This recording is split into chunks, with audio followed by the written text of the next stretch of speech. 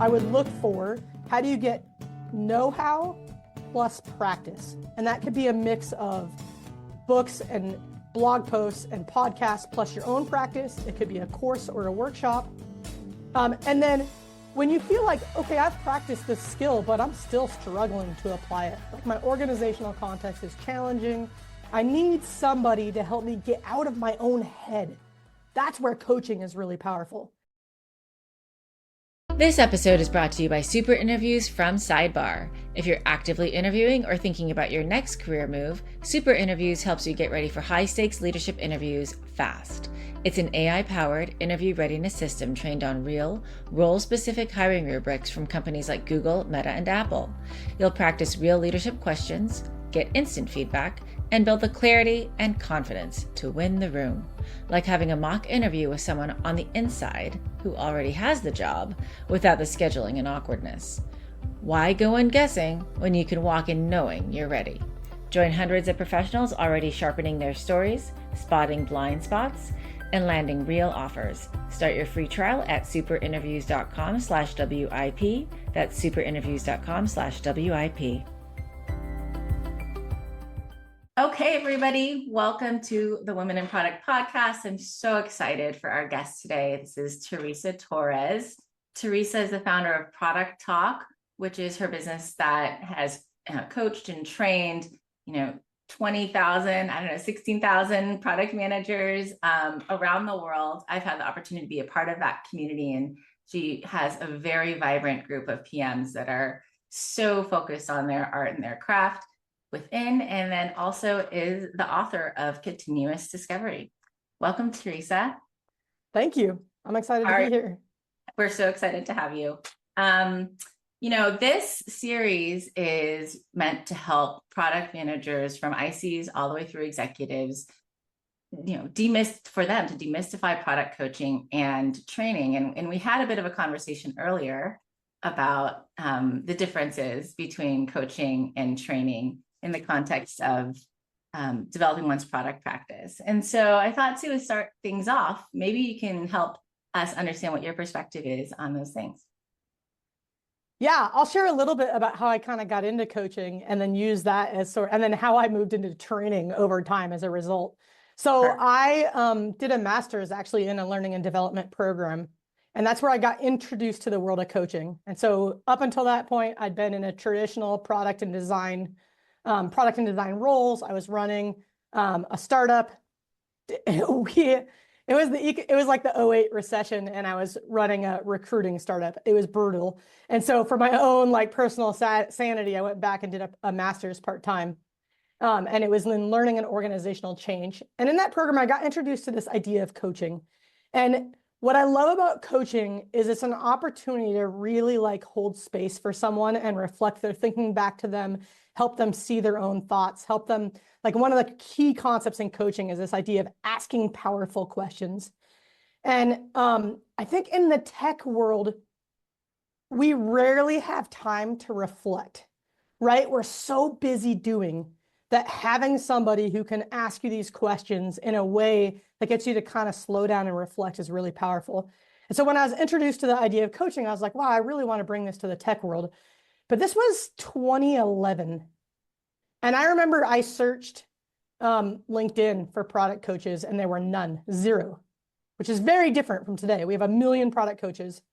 And I left that startup. We ended up selling the company. When we sold the company, I was super burnt out. It was the hardest job I've ever had. I wasn't ready for a full-time role, and so I started consulting. And a lot of my consulting practice was companies would hire me to do user research for them. And I was very uncomfortable with that as a consultant because I wasn't leaving the company better off. Sure, I could hand them a research report, but I really believe in continuous research. And they weren't building the skill. And so over time, I started to think about hey, maybe your teams can come with me when I do this research and we can focus on the skill building. And I did this as one-on-one with teams, very high touch. And so I started calling myself a product discovery coach. And I can't definitively say this, but I'm pretty sure I was the first person to call myself a product coach. And I only say that because now I'm a little bit dismayed at what this has come, because You asked about coaching versus training. If you search for product coach on LinkedIn, there's 7,500 product coaches. I don't think we need 7,500 product coaches. And that's because I think we're mixing this idea of training and coaching. So I think about training. I actually moved over the course of running my business since 2011. I started by focusing exclusively on coaching. And now I primarily offer training with some add-on coaching. And I'll tell you a little bit about how I think about the two. And then I know I'm going along, so I'll let you ask your next question in just a second. I think about training as like, training is a formal program that is designed to help us build skill quickly. So it involves some instructional design skill. We're taking an end goal. We want you to be able to effectively conduct an interview. And we're looking at how do we break up that skill into component parts so we can scaffold it along the way so that you can learn the skill with deliberate practice. That's training, right? The challenge is I still to this day get a lot of requests for coaching where what they need is training.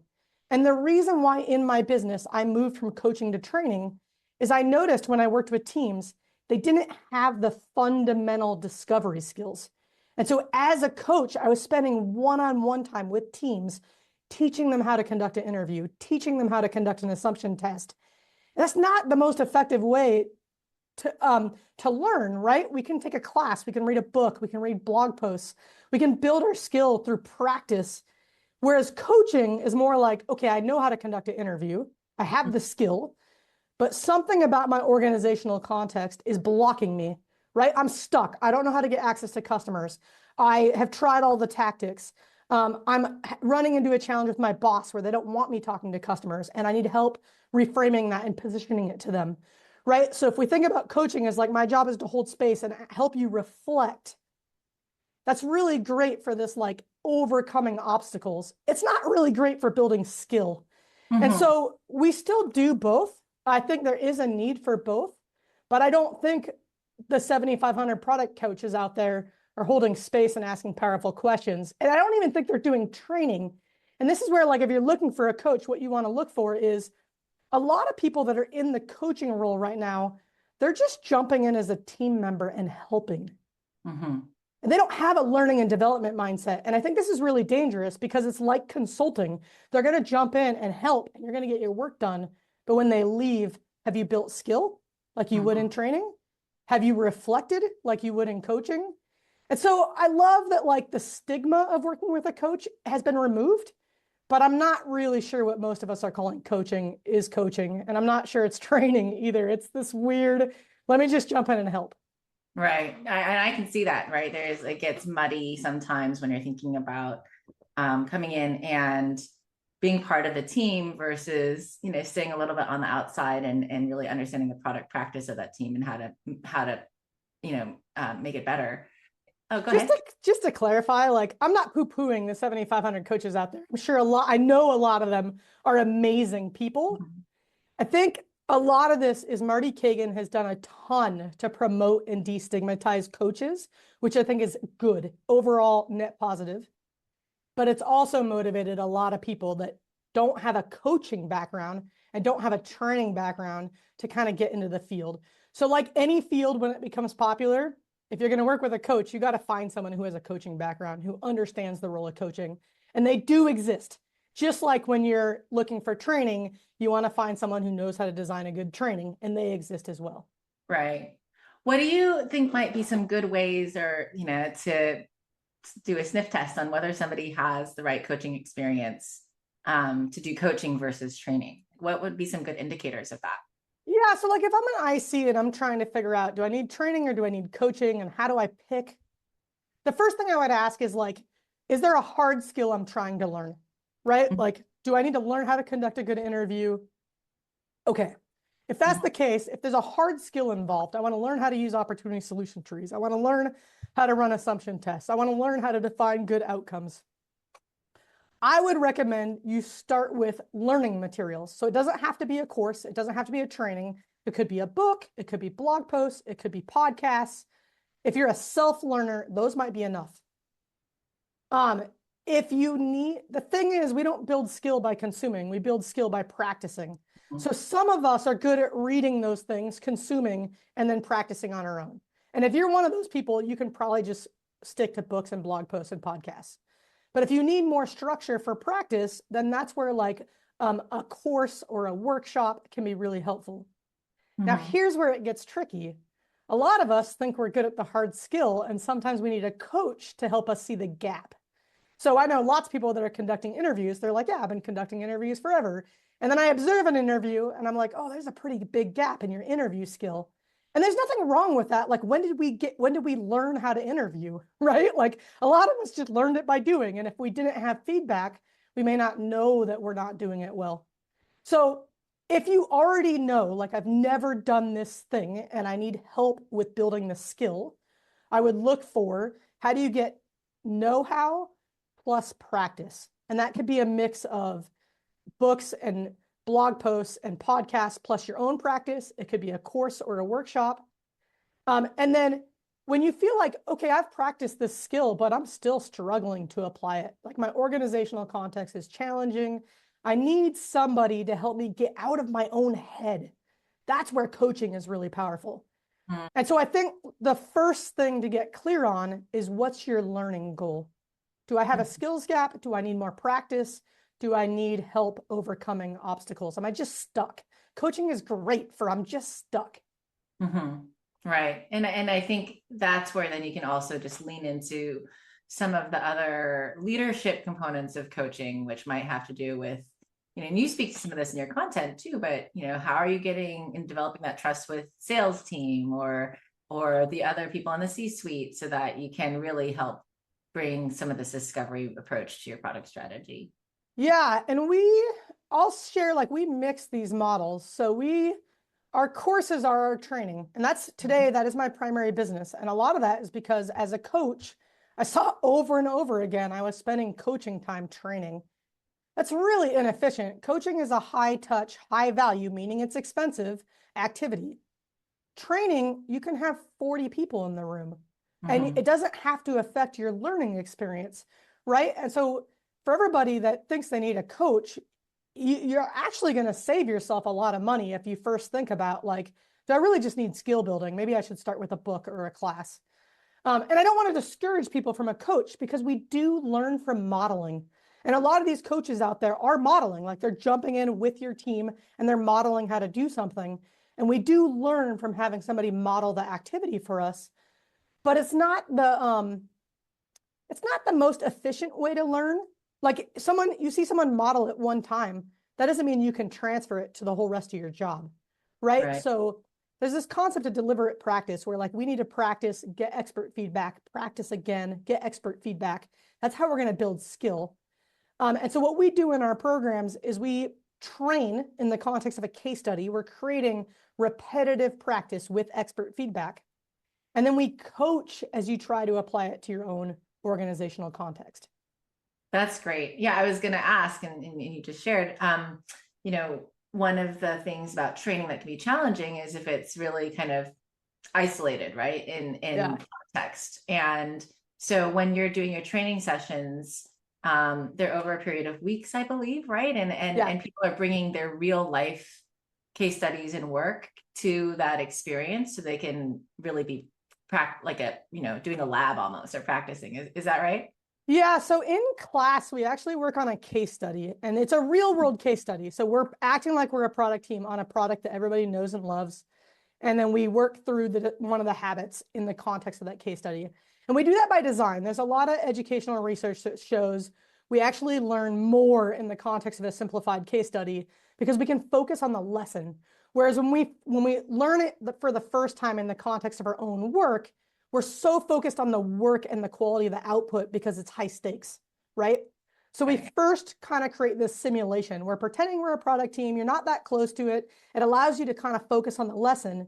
And then, I know you're part of our community. Each of our courses has a private channel in our community where students, as they apply it to their own work, can now share their work and get feedback. And we use that channel as our coaching channel, right? So they can post their work when they're applying it to their own work, and the instructor team can give them feedback and help them work through it. The other thing, the reason why I started the community was because I really do believe in the power of coaching, but most ICs don't have access to coaching. Like it's Mhm. expensive. Maybe they have a professional development budget, but it doesn't cover enough for coaching. They don't know how to find a coach. And so one of my goals with the community was to create a space for peer coaching so that more people have access to this idea of like, help me reflect. And we see this like in our public channels, people are constantly posting questions where they're getting stuck or the obstacles that they're running into. And our other community members aren't skill building in their responses, right? They're coaching, they're holding space, they're asking questions, they're helping the person reflect on what was challenging, like what made this hard for you. And oftentimes the person solves their own. I mean, sometimes we're just sharing resources and helping them skill build, but oftentimes we're helping them get unstuck by seeing what questions people ask of us. Yeah, I'm just gonna put a little plug in for the community for Teresa Torres's continuous discovery, because there is a really active group of product people there, and I've seen posts of anonymized work, but just getting questions like, "Hey, what's the take on this?" or "Here's where I think I'm blocked," and seeing feedback from you and people on your team and the community within that. Like it's just a really great resource for people to be able to examine like what they're doing and get some feedback in a world where it's often really hard to find that, and especially depending on stage of company, whether you have managers that are going to be able to be great coaches or just don't have the time or whatever the situations are. I think it's a really awesome supplement for any product manager. Oh, thank you for that. I'm glad that you're finding it helpful. It's interesting. The community has evolved a lot. Like we used to have like a low cost monthly option and it was a lot more people, but it's sort of this conflict between training and coaching. We had a lot of people asking training questions, and you can't really address a training question in a Slack community. Like I can't help you build interviewing skill by telling you like over the course of a text conversation, right? Like you build interviewing skill by practicing interviewing. And so actually just a year ago, it was February 2024, we made a really big change to the community. We actually added a little more friction. It's now just an annual plan. It costs a little bit more, but my goal was to make it more focused on our course alumni. So for the people, it's not exclusively for our alumni, but the focus is on our course alumni so that we could solve this, like the training should happen in a course and we're going to use the community for peer coaching. And it's been really interesting. I feel like the change worked in the sense that now the community is really focused on coaching. It's smaller. I call us a small but mighty community. Well, yeah. So it's people that kind of are coming with a similar foundation, at least. Yeah, Right? exactly. So we used to get a lot of like, how do I conduct my first interview? And now I've been conducting interviews. I ran into this really tough interview. Here's why it was hard for me. Here's the 5 questions I have. That's like, okay, now we can jump in and help you out. Right. Whereas that first question, it's like, where do we even start? Yeah. And I've seen you're like, here's a link to 3 blog posts about the topic, and here's a course that you can take. And which are helpful too, right? For people. And I don't really expect people to understand these differences. Like I nerd out on the difference between coaching and training because I went and got a learning and development degree, right? Like I really am interested in how we learn and how we develop skill and how we support people in the workplace. And I don't think people necessarily need to like really crisply understand these concepts. I think as an IC, when you're trying to figure out how do you invest in your own career, it's really simple. Just think about like, do I need to learn how to do something like a tangible skill, or am I just stuck and I don't even know my first step? So that first instance is great for training, and that second instance is great for coaching. Got it. So then, if we think about the things that you're offering, you have all of the training, which is available to review through Product Talk, right? You have the book, of course, and the blog and other things for self-study. And then in addition to that, you do have a coaching practice, but it's a much smaller component of overall what you're doing. Is that a good summary? Yeah. And I'll share, like I wrote the book, like my goal with the book was for that percentage of people out there that just read and love to read and apply what they read. My hope is the book is enough for you, that you never need to take a course. You just do it and you practice it. And I even, like part of the reason why I included the anti-patterns at the end of every chapter because that came up through coaching and training, seeing like how do people misapply this. So like my goal with the book was just, and for folks that aren't familiar with the book, it's called Continuous Discovery Habits. It's available worldwide.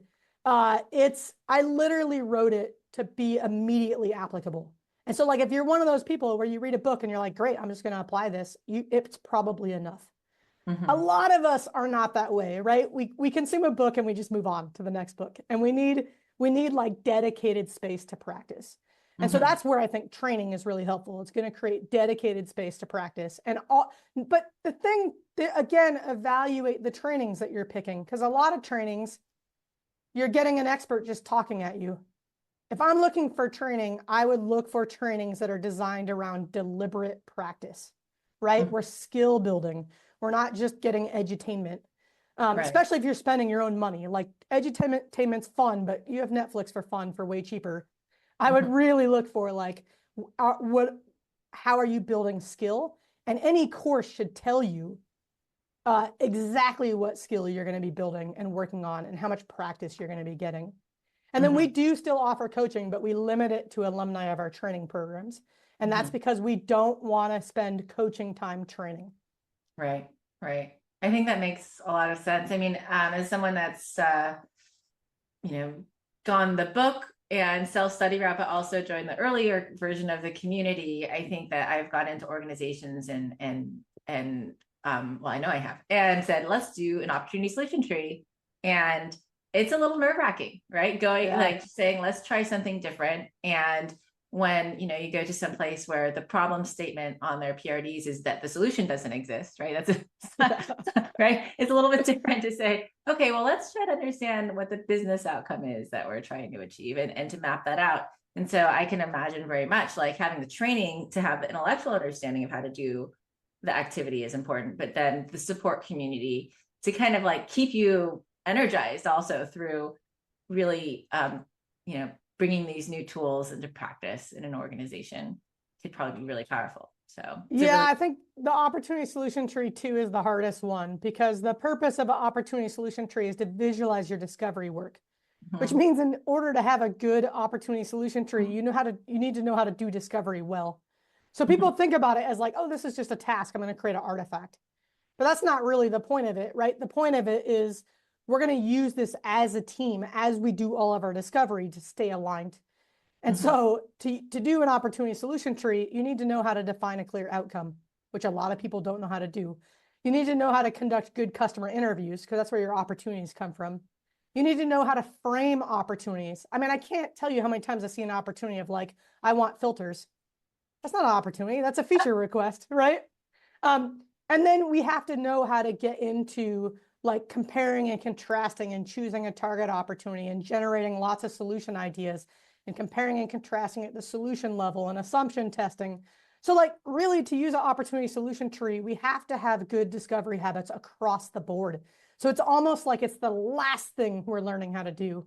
But a lot of people look at the visual and they go, this is really cool. I'm going to just create one in a room by myself.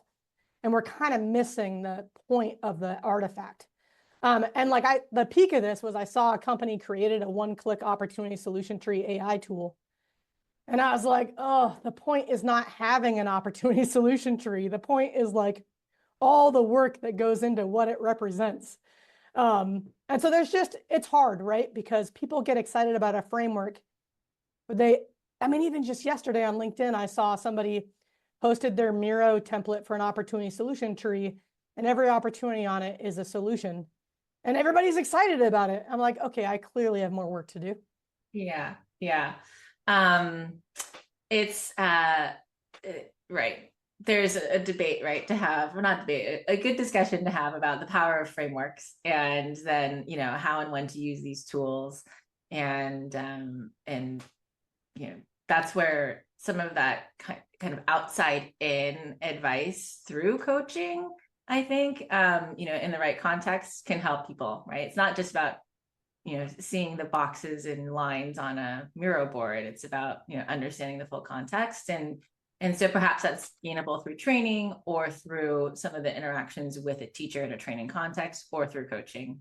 This is maybe another tip for when picking trainers or coaches and this may sound really biased because I have my own original content, but a lot of people have their own original content. So this is not unique to me.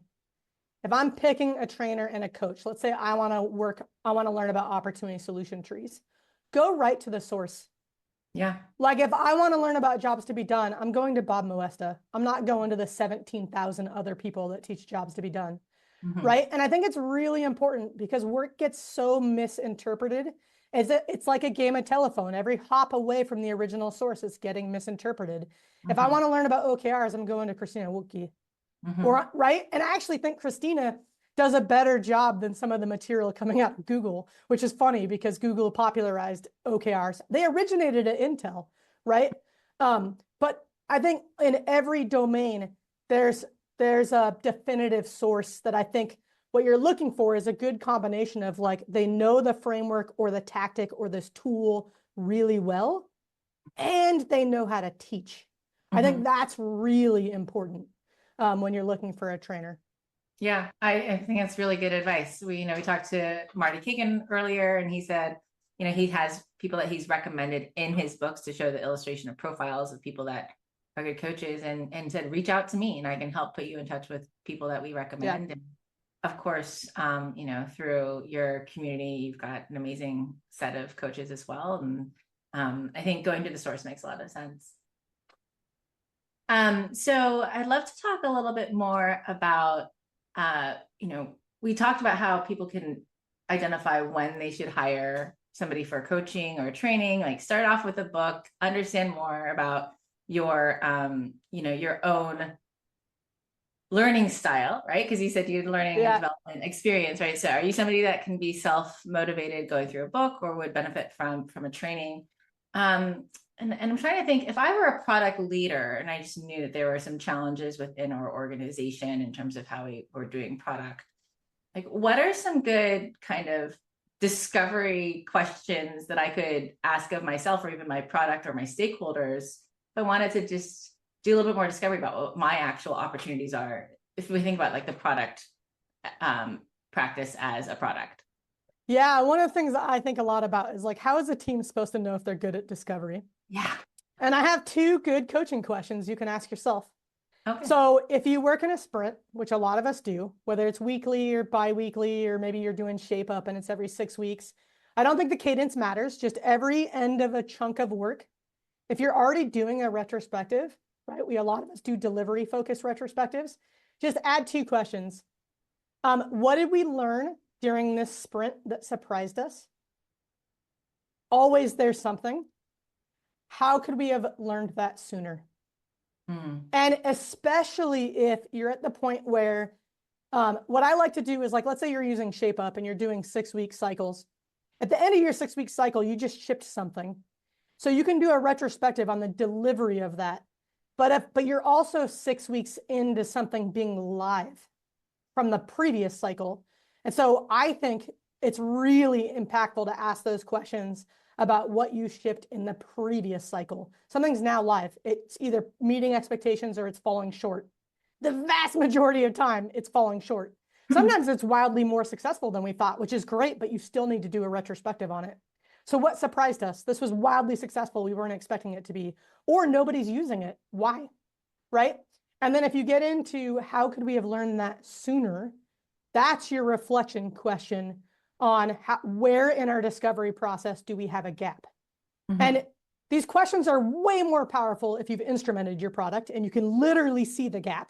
It requires that you document what you expect to happen when you release, which is just good decision-making kind of hygiene, right? So you're about to release something, have the team write down, like based on what we learned in discovery, we expect X% of customers to use this. We expect them to use it 3 times a week.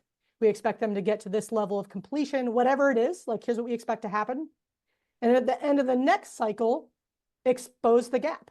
Did we fall short? Did we exceed it? Were we exactly spot on? And if there's a gap, which there almost always is, so don't feel bad about this. Like none of us are that good at what we do. It's not even that we're not that good at what we do. It's a complex environment, right?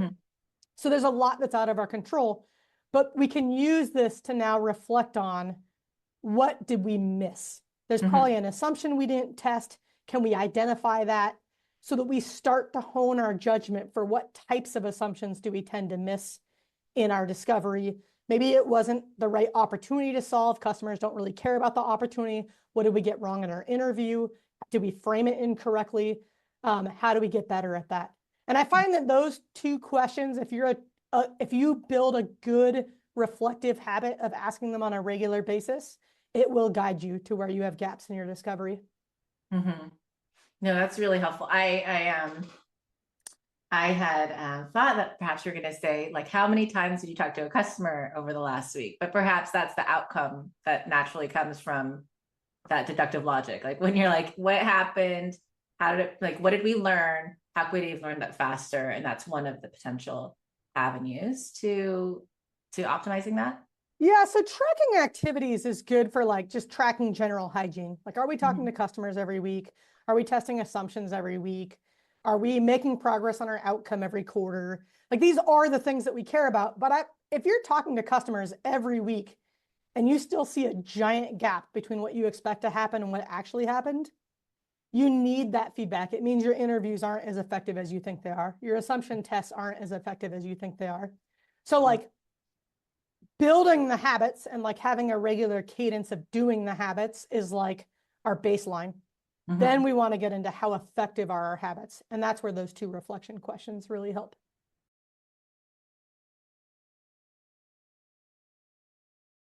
And when people are looking to hire in, you know, your team or your group and have identified an opportunity to improve their discovery habits, there's like an advocacy moment, right? Either they own the budget and they can just allocate that budget accordingly, or they need to figure out how to advocate for that within their organization and amongst the leadership.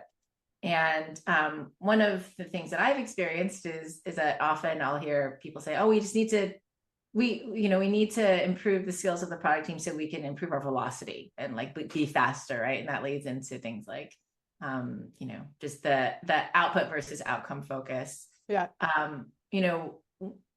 Obviously, like the research that goes into the strategy that informs the execution is really important. But how have you had an opportunity to work with, clients that are navigating that advocacy and how they can help influence perhaps within their organization how the discovery is that strategy? That's my interpretation. So please clarify or correct me if you have another perspective.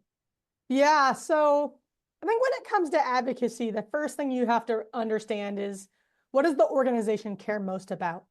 So if the organization cares most about velocity, I don't want to go advocate for like, hey, I need to slow down velocity to learn if we're building the right stuff, right? Like, that's not going to be a compelling argument. So if you can frame what you want to learn as a way of helping the thing the organization cares most about, right? So what I would do in that case, I would look at something like, hey, I think we could increase our velocity if we were able to write cleaner requirements, if we had less like U-turns and distractions as the team was building because we realized we got something wrong. So I'd be looking at like, how do I frame it as a way of it's going to increase velocity in the long run? Velocity is an interesting one because we build a lot of the wrong stuff really quickly. And what's hard about that as an argument is that nobody wants to believe that we're building the wrong stuff. Everybody believes, of course, this is the right stuff. And it's not till after it releases that maybe we get feedback that it was the wrong stuff. But since so many of us are not instrumenting our products, we actually never get the feedback that it was the wrong stuff. So this is a little bit of a hard pill to swallow, but I think if you really want to make the case for discovery, the first thing you need to do is start instrumenting some of your releases. And this does not mean you have to have like a really robust analytics environment because it's going to take time to get there. It could be as simple as, we're releasing this feature. I'm going to jot down like almost like a decision journal. Like, here's what I expect to happen. We think these customers like it and are going to use it. And you might, if you're small, you might name some customers. Within 30 days, A, B, C, and D are going to use it. So like, I don't have any instrumentation. I just know that I think these 4 customers are going to use it. A month later, I want to go back and say, did any of those 4 customers use it? So in that case, you need a little bit of instrumentation to know, did they use it or not, right? the reason why I would start there, and I mean, you can start teeny tiny, log one thing, right? Is we have gaps everywhere. We're just not aware of them. So you can start with the smallest piece of instrumentation and it's going to start to expose that gap. Because in a lot of organizations, there's still a belief that every single thing that we built had exactly the impact that we expected. So let's just move on to build the next thing. So we have to, it's a hard pill to swallow because we're basically saying, we're going to raise our hands and say what we built didn't have the impact we thought. It's a little bit like we're shining the flashlight on ourselves, saying we're the problem. But it's rare that the product team is solely on their own in an environment like this, deciding what to build. Usually it's coming from stakeholders, and we have to shine that light to open the door to like show our stakeholders that like, hey, we're not always building the right stuff. We need to be doing more discovery. We need to be more customer centric. Yeah. And in that context, maybe, and I'm riffing here, but like maybe it makes sense if you're that product leader and you're like, I really want to shine the light. I'm not sure if we have the culture that it has that psychological safety or creates that vulnerability amongst the leadership, that you could hire a product leadership coach that's helping you figure out how to navigate all of that and then set the groundwork with the relationships you have with the CEO, with the head of sales, with these other stakeholders, and then with that coaching, like, get those relationships to that point where then it makes sense to then bring in continuous discovery, and it can be a little bit more set up for success. I actually love the way you just connected the dots, because this is a great example where coaching does help. So if I say, okay, I'm a product leader, I want to start empowering my product teams more, but I have really strong stakeholders with opinions about what to build. And the way that I'm going to start to like break that a little bit is I need to expose to my stakeholders that some of their ideas aren't working quite the way that they thought. And I'm like, okay, I know I can do that. Like I can get my team, I know what my team should do, but I'm really scared.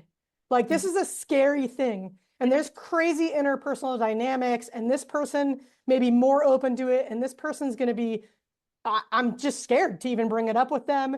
And I brought it up with this, right? It's like the messiness of like, I got to get out of my own head to do this well.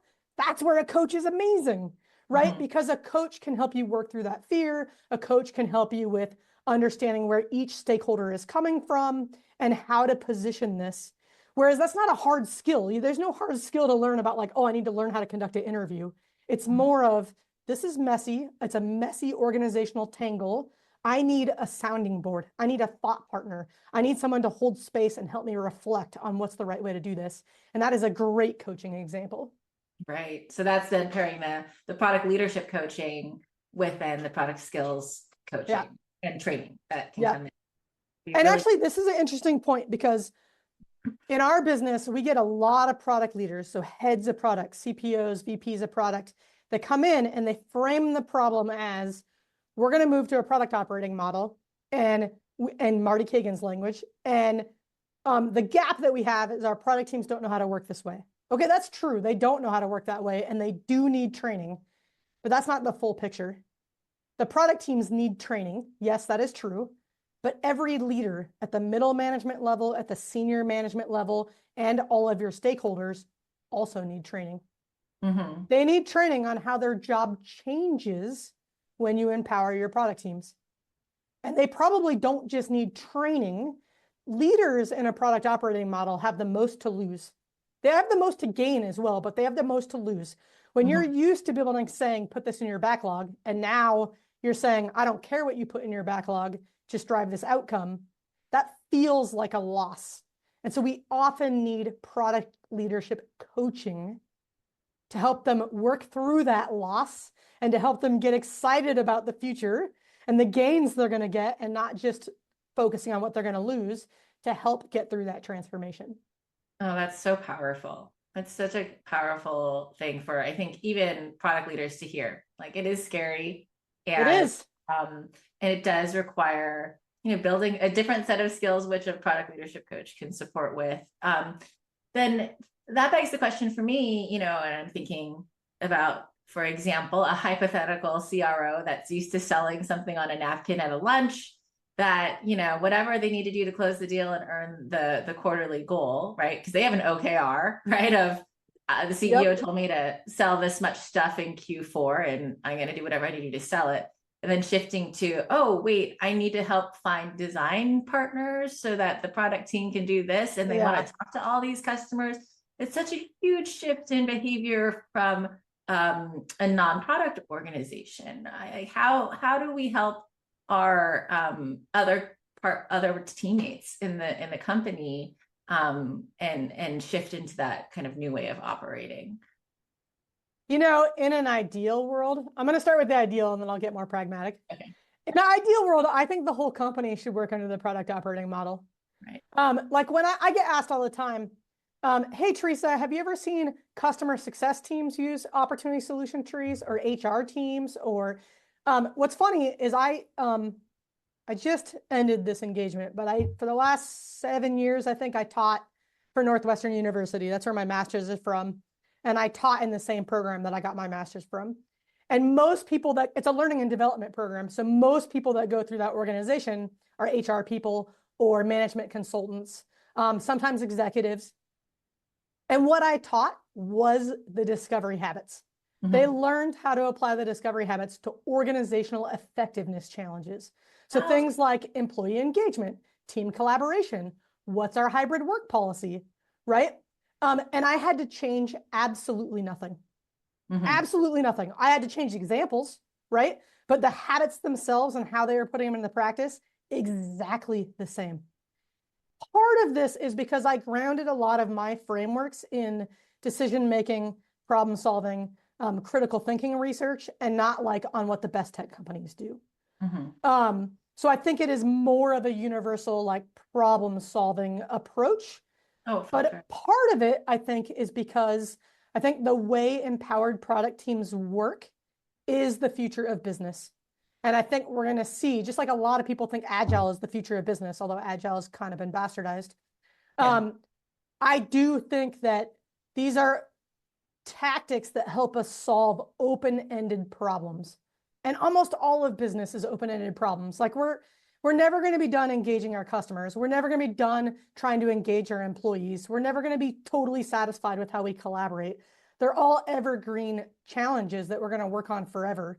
And that's what the discovery habits are designed to help with, is how do we chip away at these evergreen problems iteratively, continuously over time. Mm-hmm. So I do think like sales teams should work this way. Customer success teams should work this way. HR teams should work this way. But it's going to take time. So that's my ideal answer. My more pragmatic answer is very similar to what I said about like if your organization cares about velocity, advocate in the context of velocity. So if your organization cares about this quarter's sales quota, and that's the most important thing, you need to be working with your sales reps and that CRO to understand, are they talking to the right, given who you're building the product for, are they talking to the right people? So this could be as simple as like, do you have a really clear ideal customer profile? And are your salespeople going after that? And is that who you're doing your discovery with? Oftentimes, these mismatches between who the salespeople are talking to and who the product team are building for is the cause of this tension, right? Mm-hmm. Salespeople are talking to anybody and everybody, and product people are like, no, we're just building for this segment.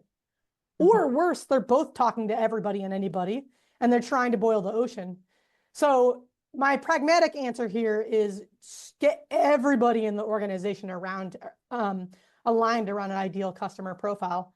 And I think most companies are way too broad in their ideal customer profile. It should be very niche. Oh, yeah. Yeah. I'm going to give a little plug. I just recently came across the Bullseye Sprint, which came out of the crew. And one of the founders I'm working with, I said, let's focus on this, right? And then it ties so much into, even like Jeffrey Moore crossing the chasm. And then, like, okay, we want to make sure that you're getting the right customer to talk to. So you have high fidelity feedback loops. Like, yeah. Ask all these other people in the big pond, then you're not going to know correlation, causation. Like, what's the little pond? Who's the group that you're going to really impact? And yeah, I don't remember the guy's name, unfortunately, but I know he put out a book, Learn More Faster, I believe is what it's called. Margolis, maybe. We'll look it up. Completely free. Go download that. PDM. And then Lenny Rachitsky interviewed him on his podcast, and it's a really great interview. So that's another good resource. Such a good resource. And yep, I love that. Well, on that note, I just want to say thank you one more time for spending some time with us and going through the differences between coaching and trading, and especially just, supporting people as they figure out how to get their product practice up leveled. And I love that note at the end that we got to, where we were talking about, how product leadership coaching can really complement this as part of an overall transformation in an ideal scenario. Yeah. And then, of course, we'll support everybody that's going through the potentially more pragmatic ones as they navigate their way through. But just everything that you've done has been such a great gift for the product community. So thank you very much, Teresa. Oh, thanks for having me. Pleasure. Have a good day. Bye. Thanks. This podcast is an original production of Women in Product. Follow us on Apple Podcasts, Spotify, or the Women in Product YouTube channel. Leave us a review so that others can discover us, or share this episode with someone you know. Original music provided by Jimmy Hahn. Thanks for joining us.